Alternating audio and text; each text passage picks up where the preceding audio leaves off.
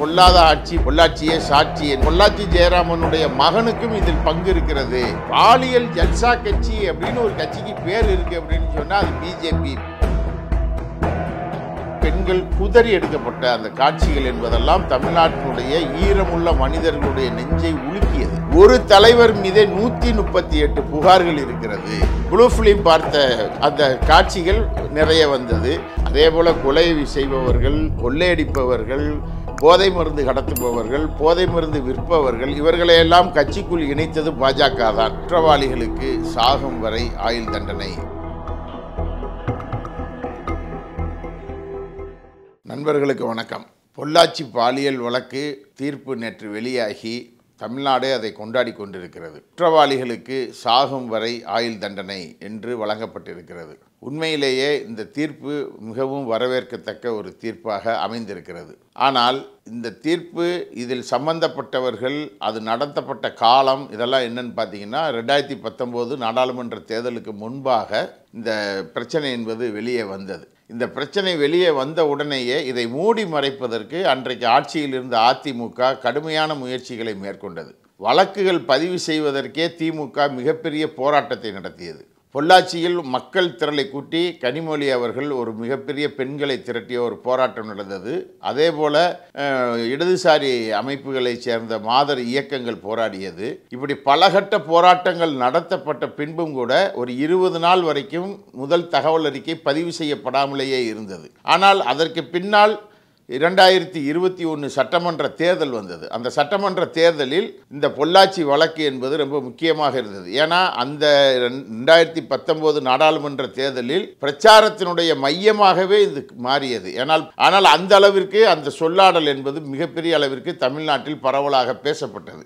ஆனால் அதற்கு பின்னால் அதிமுக அதன்பால் எடுத்த நடவடிக்கை என்ன? அதில் அதிமுக நிர்வாகிகள் சம்பந்தப்பட்டிருக்கிறார்கள் என்று நக்கீரன் இதழ் அது வெளியிட்டது. நக்கீரன் இதை மிகப்பெரிய அளவிற்கு ஒரு இன்வெஸ்டிகேஷன் ஜேர்னலிசம் என்பதை செய்தார்கள். ஆனால் தொடர்ந்து பொள்ளாச்சி ஜெயராமன், அந்த தொகுதியினுடைய சட்டமன்ற உறுப்பினர், அன்றைய துணை சபாநாயகர், அதை மறுத்து கொண்டே இருந்தார். அதில் அதிமுகவினருக்கு பங்கு இல்லை என்றால். ஆனால் வேலுமணி அவர்கள், அவரோடு எடுக்கப்பட்ட அந்த அருளானந்தம் நிற்கக்கூடிய புகைப்படங்கள், அதே போல அவர் நிதின் கட்கரியோடு எடுக்கப்பட்ட புகைப்படங்கள், பாஜக தலைவர்களோடும் அதிமுக தலைவர்களோடும் அருளானந்தம் எடுத்த புகைப்படங்கள் என்பது மிகப்பெரிய அளவிற்கு சமூக வலைதளங்களில் அது பரவியது.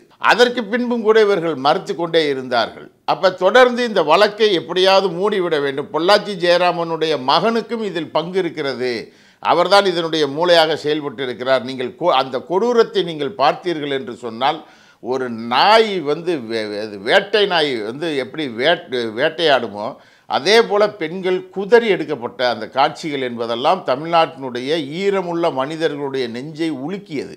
அப்படிப்பட்ட ஒரு மோசமான சம்பவம் தமிழ்நாட்டில், அதுவும் ஒரு நாகரிகம் வளர்த்த தமிழ்நாட்டில் இவ்வளவு கேடுகட்ட ஒரு சம்பவத்தை யாராலும் சகித்து கொண்டு இருக்க முடியவில்லை. அதை கூட அதிமுகவினர் மடைமாற்றம் செய்வதற்கு முயற்சித்தார்கள். எடப்பாடி அது குறித்து மழுப்பி பேசி கொண்டிருந்தார். 2021 நேற்றைய தினம் எடப்பாடி அதற்காக ஒரு அறிக்கை விடுகிறார். இதில் நாங்கள் தான் இந்த வழக்கை நடத்தி குற்றவாளிகளுக்கு தண்டனையை பெற்றுத் தருவதற்கு முயற்சிக்கிறோம் என்று. ஆனால் எப்படி அவரால் இப்படி பேச முடிகிறது என்றுதான் தெரியவில்லை. ஒரு விஷயத்தை நாம் தெளிவாக புரிந்து கொள்ள வேண்டும். 2021 திமுக தனது தேர்தல் அறிக்கையில் பொள்ளாச்சி பாலியல் வழக்கில் சம்பந்தப்பட்டவர்கள் அனைவருக்கும், குற்றவாளிகளுக்கு, உண்மையான குற்றவாளிகளுக்கு தண்டனையை பெற்றுத் தருவதில் நாங்கள் உறுதியாக இருப்போம், உறுதியாக போராடுவோம், சட்ட போராட்டத்தை நடத்துவோம் என்று திமுக தனது தேர்தல் அறிக்கையில் குறிப்பிட்டிருந்தது. நேற்று எடப்பாடி பழனிசாமி அவர்கள் அதற்கு நாங்கள் தான் முயற்சி எடுத்தோம் என்கிறார். அதிமுகவினுடைய 2021 தேர்தல் அறிக்கையில் ஏதாவது ஒரு வரி பொள்ளாச்சி சம்பவம் பற்றி இருக்கிறதா? நாங்கள் அதற்கு நடவடிக்கை எடுப்போம் என்று கூறியிருக்கிறார்களா? 2 தேர்தல் அறிக்கைகளையும் ஒப்பிட்டு பாருங்கள். ஏன்னா முதலமைச்சர் இன்றைக்கு சொல்கிறார், நான் தேர்தல் அறிக்கையில் கூறிய அந்த வாக்குறுதிகளில் இந்த ஒரு வாக்குறுதி முக்கியமானது, பொள்ளாச்சி சம்பவம் என்பது முக்கியமானது என்று அவர் வைக்கிறார். அதற்கடுத்து கொடநாடு கொலை என்பது இருக்கிறது. கொடநாடு கொள்ளை அது சம்பந்தப்பட்ட ஒரு வழக்கும் என்பது நடக்கிறது. அதிலும் குற்றவாளிகள் தண்டிக்கப்படுவார்கள் என்று அவர் பேசிக் கொண்டிருக்கிறார். ஆனால் அதிமுகவுடைய தேர்தல் அறிக்கையில் இது குறித்து எந்த விதமான குறிப்புகளும் கிடையாது. வேண்டுமானால் அந்த தேர்தல் அறிக்கை 163 பக்க தேர்தல் அறிக்கை இருக்கிறது. எந்த ஒரு இடத்திலாவது பொள்ளாச்சி சம்பவத்தில் ஈடுபட்டவர்களுக்கு நாங்கள் தண்டனை பெற்று தருவோம் என்று அதிமுக கூறியிருக்கிறதா என்று பாருங்கள். ஆனால் நேற்றைய தினம் நாங்கள் தான் அதற்கான முயற்சிகளை எடுத்தோம் என்று எடப்பாடி பழனிசாமி முழு பூசணிக்காயை சோற்றிக்குள் மறைக்கக்கூடிய ஒரு வேலையை அவர் செய்கிறார். அதே போல பார்த்தீங்கன்னு சொன்னா இன்றைக்கு பாஜக தலைவர் நயினார் நாகேந்திரன் இது குற்றவாளிகள் தப்பிக்கவே முடியாது, தண்டனை இப்படித்தான் வாங்கணும் அப்படிங்கிறாரு.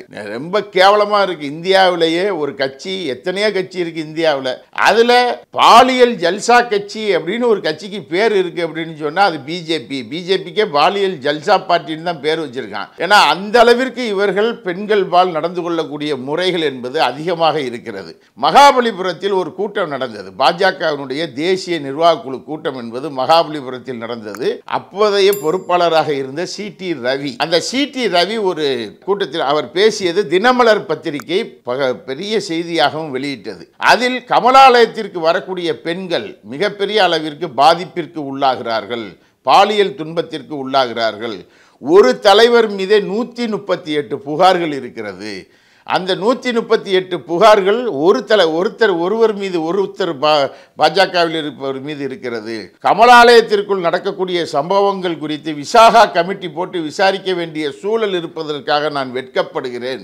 அதே போல தமிழ்நாட்டில் இருக்கக்கூடிய பாஜக தலைவர்கள் நட்சத்திர விடுதிகளில் ரூம் எடுத்து தங்கக்கூடாது, அப்படி ரூம் எடுத்து தங்கினாலும் பெண்களை அங்கு அழைக்கக்கூடாது, அப்படியே பெண்கள் அங்கு அழைக்கப்பட்டாலும் பக்கத்து அறையில் ரூம் போடக்கூடாது, அறை ஒதுக்கக்கூடாது, அவர்கள் வேறு ஒரு இடத்தில் இருக்க வேண்டும். எந்த அளவிற்கு பாஜக தமிழ்நாட்டில் இப்படி இருந்திருக்கிறது என்பதை அந்த கட்சியே ஒப்புக்கொண்ட ஒரு விஷயம் பத்திரிகைகளில் 8 பக்க காலமாக செய்தி வந்திருக்கிறது. அந்த செய்தியினுடைய ஆதாரத்தை கூட நாங்கள் தருகிறோம். தினமலர் பத்திரிகை அதை வெளியிட்டது. இப்படி இருக்கக்கூடிய ஒரு கட்சி கர்நாடக சட்டமன்றத்தில் சட்டமன்றம் நடந்து கொண்டிருக்கிற பொழுதே பாஜக உறுப்பினர்கள் ப்ளூ பிலிம் பார்த்த அந்த காட்சிகள் நிறைய வந்தது. அதே போல இப்ப பாத்தீங்கன்னு சொன்னா ஏராளமான சம்பவங்கள் நடைபெறக்கூடிய பல கொலைகள் சம்பந்தப்பட்ட பெண்கள் சம்பந்தப்பட்ட சம்பவங்களை பார்த்தால் அதில் பாஜக காரர்களை ஈடுபடுவதும் அதற்கு பின்னால் நடிப்பதும், சமீபத்தில் கூட சேலத்தில் ஒரு செய்தி என்பது வெளியாயிருக்கு. பெண்கள் பால் இவர்கள் அணுகுமுறை. நீங்க இன்னொன்றையும் பார்க்க வேண்டும். பாஜக எப்படி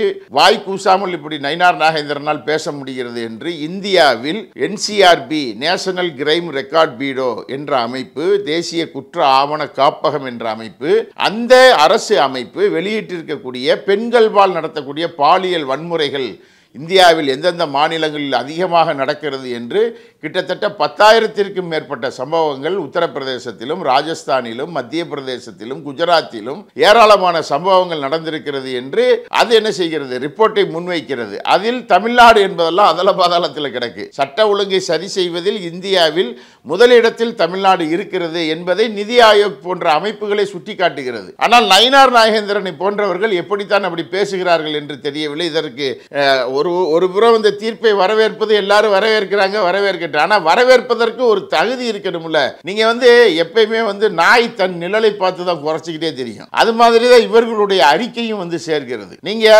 அப்படிப்பட்ட ஒரு மோசமான நயினார் நாகேந்திரனை போன்றவர்கள் எல்லாம் பாஜகவிற்கு வக்காலத்து வாங்கி கொண்டு, பாஜக தலைவர் என்பதாலேயே அதை பாலியல் சம்பந்தப்பட்டதில் பாஜக மிகப்பெரிய அளவிற்கு பெண்களை பாதுகாப்பதில் நிற்கிறது என்று சொன்னால், அந்த அமைப்பிற்கு தமிழ்நாட்டுடைய பொறுப்பாளராக இருந்த சி.டி. ரவி ஒரு நபர் மீது 138 புகார்கள் இருக்கிறது என்றால் அந்த ஒரு நபர் யார்? அந்த ஒரு நபர் கேசவ விநாயகம் என்று அப்போது பத்திரிகைகளில் செய்திகள் அடிபட்டது. கேசவ விநாயகம் என்பவர் மீதுதான். ஆக இந்த மாதிரியான பாலியல் புகார்கள் சம்பந்தப்பட்டதிலேயே ரொம்ப மோசமாக நடந்து கொள்ளக்கூடிய ஒரு அரசியல் கட்சி, அதுவும் இந்த தீர்ப்பை ஏதோ தனக்கானதாக மாற்றுவதற்கான ஒரு முயற்சிகளை அவர்கள் மேற்கொள்கிறார்கள். அதிமுகவும் பேசுகிறது. ஆனால் பொள்ளாச்சி சம்பந்தப்பட்ட வழக்கில் மிகப்பெரிய அளவிற்கான ஒரு சட்ட போராட்டத்தையும் அதே போல குற்றவாளிகளுக்கு தண்டனைகளை பெற்றுத் தருவதிலையும் உண்மையான குற்றவாளிகளை கண்டறிவதிலையும் திராவிட முன்னேற்ற கழக அரசு தன்னை முழுமையாக ஈடுபடுத்தி கொண்டது என்பதுதான் மக்கள் மத்தியில் இருக்கக்கூடிய இன்றைக்கு இருக்கக்கூடிய கருத்து.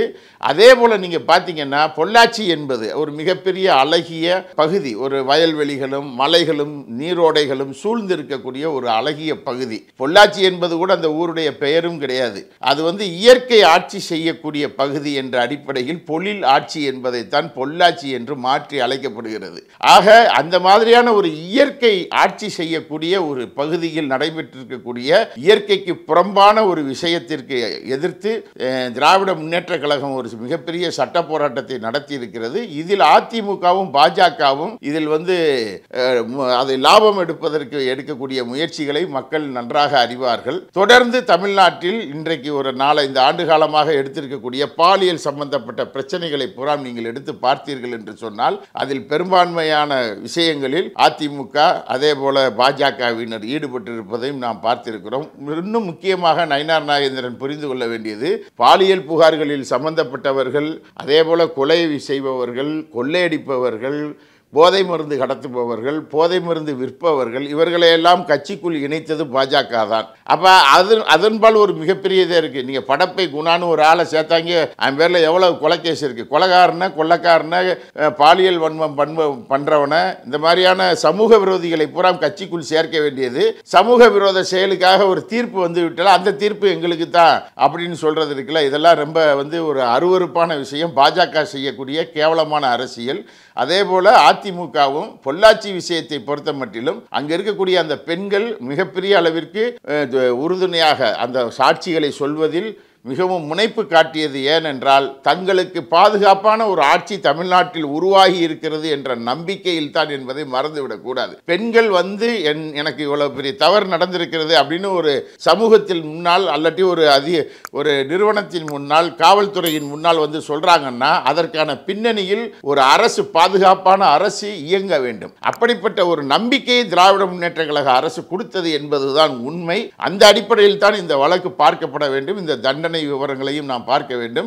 அந்த அடிப்படையில் தமிழ்நாட்டில் நடந்த அந்த மோசமான சம்பவத்திற்கு ஒரு மிகப்பெரிய அளவிற்கு நீதி வழங்கக்கூடிய ஒரு தீர்ப்பு வந்திருக்கிறது. அந்த தீர்ப்பை நாம் வரவேற்போம். அதே நேரத்தில் தண்டனைகளை பெற்றிருக்கக்கூடியவர்கள் எந்த காரணத்தை கொண்டும் எந்த ஒரு சலுகையின் மூலமாகவும் வெளியே வந்து விடாமல் இருப்பதற்கான தொடர் நடவடிக்கைகளையும் தமிழ்நாடு அரசு மேற்கொள்ளும் என்ற நம்பிக்கையை முதலமைச்சர் விதைத்திருக்கிறார். அந்த அடிப்படையில் இந்த வழக்கு என்பது, இந்த வழக்கும் இந்த வழக்குடைய தீர்ப்பையும் பார்க்க வேண்டும் என்று கேட்டுக்கொள்கிறோம். நன்றி, வணக்கம்.